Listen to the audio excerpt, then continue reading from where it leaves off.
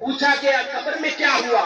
کہا تاجدار کائنات صلی اللہ علیہ وسلم کی زیارت ہوئی، میرے سینے پر منہاج القرآن کا لائف ممبرشپ فارم پڑا تھا، حضور نے اپنے دست پاک سے وہ اٹھایا، اس کے اوپر آپ نام لکھا تھا، حضور مسکرا پڑے۔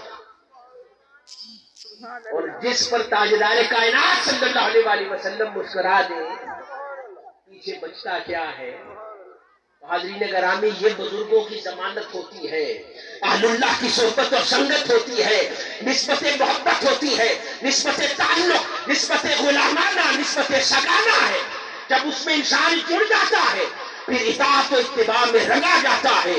جب رنگ جاتا ہے تو اللہ پاک کا دستور ہے، پھر اللہ پاک قانون بھی بدل دیتا ہے اپنے۔ کیسے؟ یوں تو آگ جلاتی ہے، مگر جب اس آگ کو نسبت ہو جائے تو سیدنا ابراہیم علیہ السلام کو نہیں جلاتی۔ وہ تو پانی ڈبوتا ہے، فرعون کو ڈبوتا ہے، سیدنا موسیٰ کو نہیں ڈبوتا۔ حاضرین گرامی، یوں تو جسم گل جاتا ہے، لیکن اصحاب کہف پہ 309 سال تک بھی سورج بڑا ہٹ کے نکلتا ہے اور جسم سلامت رہتا ہے۔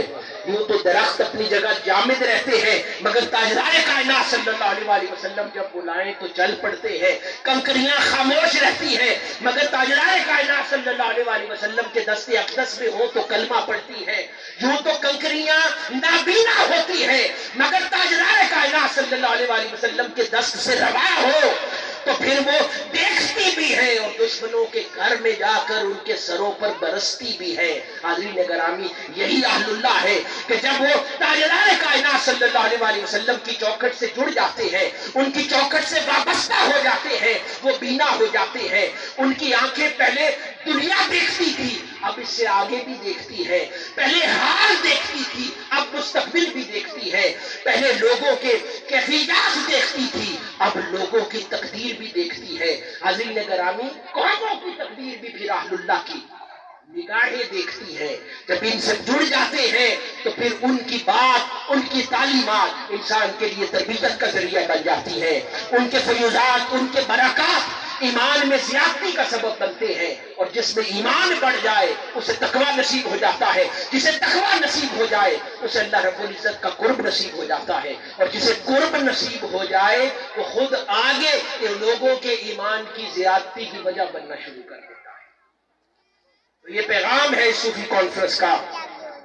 3 باتیں میں نے عرض کی تھی کہ اس دور میں جو لوگ فتنہ کرتے ہیں اور تصوف اور اہل تصوف سے لوگوں کو دور کرتے ہیں، اپنے آپ کو ان سے دور کرتے ہیں اور اپنے اعتقاد کو ہمیشہ بزرگان دین کی چوکھٹ سے جوڑے رکھیں، کیونکہ وہیں سے ایمان ملنا ہے۔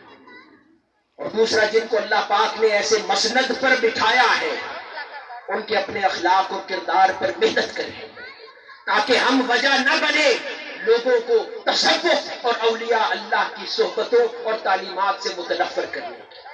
کیونکہ دنیا میں بڑے بڑے گناہوں سے بڑا گناہ اللہ پاک لکھے گا کہ اگر ہم وجہ بن گئے کسی کو دین، تصوف اور تعلیمات تصوف سے متنفر کرنے۔ اپنے کردار پر محنت کریں۔ اور تیسری بات کہ زندگی میں جتنی ملی ہے اہل اللہ کی سنگت و صحبت میں گزاریں۔